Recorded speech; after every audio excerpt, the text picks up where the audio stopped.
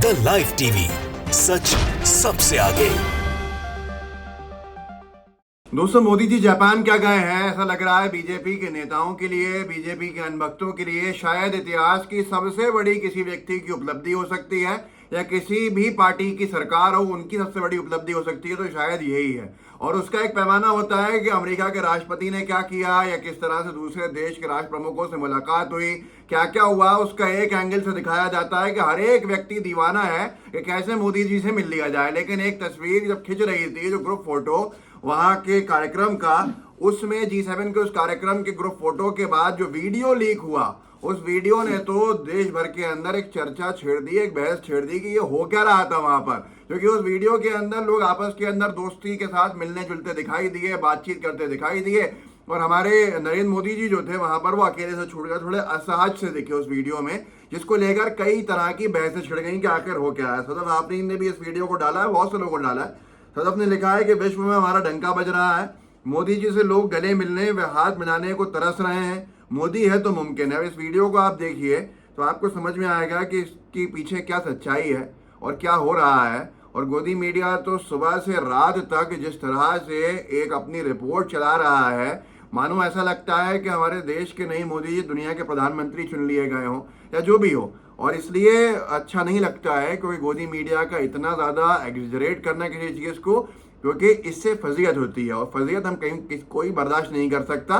क्योंकि प्रधानमंत्री देश के होते हैं, नेता अलग होते हैं, पार्टी के होते हैं, लेकिन जब प्रधानमंत्री कोई होता है तो वो देश का होता है, और हर एक व्यक्ति को उसके सम्मान की लड़ाई को लड़ना होता है। देखिए इस वीडियो को आप।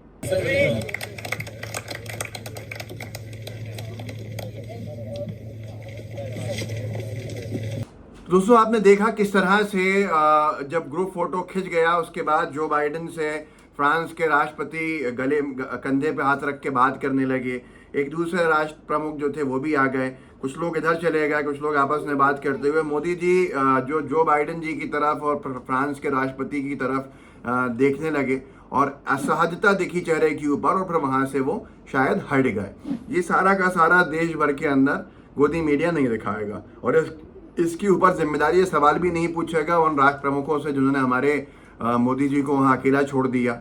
ये चर्चा इसलिए हो रही है आज, बहुत बड़ा विषय नहीं है, लेकिन क्योंकि गोदी मीडिया एक लार्जर देन गॉड पिक्चर बना के प्रेजेंट करता है, पोर्ट्रे करता है, और इसलिए आज ये चर्चा स्वाभाविक हो जाता है होना कि भाई ये पीछे का उसका जो बिहाइंड द सीन है वो भी तो दिखा दीजिए। क्योंकि जब वो वीडियो सोशल मीडिया वायरल होने लगते हैं तो फिर उसके बाद कई तरह के हंगामे होते हैं, कई तरह की बहस छिड़ती है, और उन बहस का जवाब गोदी मीडिया तो देगा नहीं। हाँ, सुशांत सिन्हा टाइप लोगों पाठशाला के ज़बरदस्ती जो जवाब देने के लिए बैठ जाते हैं सरकार पर उठने वाले हर सवाल का, कि उनके नंबर बढ़ जाएंगे तो बात अलग है। लेकिन बाकी कोई अगर देखा जाए, जितने लोग चला रहे हैं ये पूरा का पूरा मीडिया में, वो लोग जवाब नहीं देंगे इसके ऊपर, और बीजेपी भी जवाब नहीं देगी। नरेश बलियान है, आम आदमी पार्टी से जुड़े हुए हैं, उन्होंने लिखा है कि कोई दोस्त है न रकीब है। इसी वीडियो को डाल के जब मोदी जी की उनको असहजता दिखी तो उन्होंने लिखा कोई दोस्त है न रकीब है, तेरा शहर कितना अजीब है। तो ये सारी की सारी चीज़ें इस वक्त बड़ी प्रासंगिक बन जाती हैं, और उर्दू में बोलें तो बड़ी वाजिब हो जाती हैं चर्चा में, जो गोदी मीडिया ने रात दिन चलाया होता है। इंडिया टीवी का मैंने अभी एक वीडियो के अंदर आपको बताया ही कि कैसे उन्होंने थर थर कपा दिया पाकिस्तान को, चीन को, जो बाइडेन से गले मिलने में मोदी जी के। वहीं देखिए आप दूसरे चैनल चला रहे थे कि जापान में जय मोदी, नीचे लिखा है जापान में मोदी मोदी। इस तरह की बातें, इस तरह की चीज़ें मुझे लगता है कि शायद बीजेपी के नेताओं को पसंद आती होंगी, इसलिए इस तरह का पूरा कवरेज भी चलता है। लेकिन मैं सवाल फिर वहीं पूछूंगा, जैसे मैंने एक और वीडियो के अंदर पूछा कि भाई यूएस के राष्ट्रपति से अगर मिले भी तो यूएस की इस रिपोर्ट पर चर्चा क्यों नहीं हुई, या लाल आंखें क्यों नहीं दिखाई गई, या अपनी आपत्ति को दर्ज नहीं कराई गई कि कैसे उन्होंने हमारे देश की सरकार के ऊपर अल्पसंख्यकों पे अत्याचार करने वाला टैग लगा दिया। उनकी जो आयोग की रिपोर्ट गई है कि बुलडोज़र और क्या क्या उसके ऊपर पढ़ के सुना जाता हूँ, यूपी ने लिखा है उसको कि मुस्लिमों पर हमले, घरों पर बुलडोज़र, पीएम के दौरे से पहले यूएस की रिपोर्ट आई। तो ये सारी चीज़ों के ऊपर क्यों चर्चा नहीं हो सकती है? गोदी मीडिया सवाल पूछेगा क्या? ये सवाल नहीं पूछ सकते हैं, उसके बाद बस ये सिर्फ एक पक्षीय रिपोर्टिंग चला कर सकते हैं अपनी, जिसमें ये बताया जाए कि भाई देखिए कैसा डंका बज रहा है। फिर लोग कहते हैं डंका है या लंका है, ये समझ में नहीं आता है।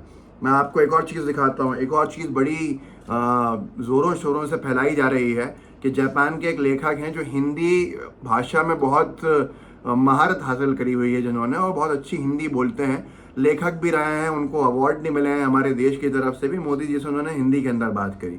लेकिन अब उनका वीडियो आ गया जिसके अंदर उन्होंने ये कहा है कि जिस देश के नेता पंडित जवाहरलाल नेहरू जी थे, उनके देश की संस्कृति और भाषा क्यों न सीखी जाए। तो कृष्णा जी ने लिखा है इस पे, हाल में ही पीएम मोदी से मुलाकात करने वाले जापान के प्रसिद्ध लेखक और पद्मश्री डॉक्टर तोमियो मिज़ोकामी। सुन लीजिए आप भी।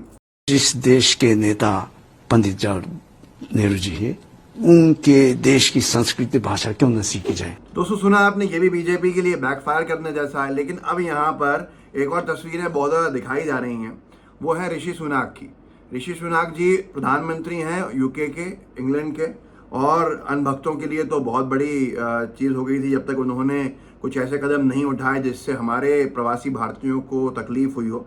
उसके बाद लेकिन आज ये सवाल गोदी मीडिया नहीं पूछेगा कि क्या मोदी जी बात करेंगे ऋषि सुनाक से, उन्होंने करी होगी कि उनके देश के जो सिक्योरिटी सोर्सेज ने क्लेम किया है, वो डेली मेल ऑनलाइन उनके देश के अखबार ने लिखा कि जो पिछले साल जो हिंसक हमले और भिड़ंत हुई थी ब्रिटेन में, वो भारतीय जनता पार्टी जो भारत का सत्ताधारी दल है उसके द्वारा हवा दी हुई थी। जिसको दबाया ने लिखा है कि ब्रिटेन के लेस्टर में पिछले साल हुई झड़प मोदी की राष्ट्रवादी पार्टी ने भड़काई थी, ये रिपोर्ट ने कहा है। अब आप खुद सोचिए कि इसके बाद जो मैं कह रहा हूँ कि गोदी मीडिया पर सवाल खड़ा होता है कि वो चाटुकारिता में कहाँ चले जाते हैं, और इस तरह के सवाल पूछना शायद उनमें पाप हो चुका है, या वो अपने करियर के लिए आत्मघाती सवाल नहीं पूछेंगे तो ठीक है। लेकिन एग्जेजरेशन एक चीज़ होती है, किसी चीज़ को इतना बड़ा चढ़ा के बताना कि उस चीज़ के बारे में जनता सोचने लगे कि वाकई ये तो बहुत बड़ा ऐतिहासिक काम हो गया हो, मानो ऐसा कभी हुआ ही ना हो। तो ये सारी चीज़ें सवाल खड़े करती हैं, और सवालों के जवाब ना कोई देने वाला है, और अब तो सवाल पूछने वालों की भी संख्या कम होती जा रही है। लेकिन मैं निवेदन करता हूँ मीडिया से, क्योंकि वो चौथा स्तंभ है लोकतंत्र का, अगर वो नहीं रहेगा और वो सिर्फ और सिर्फ इशारों पे काम करेगा तो फिर शायद देश में लोकतंत्र बचाना बहुत मुश्किल हो जाएगा।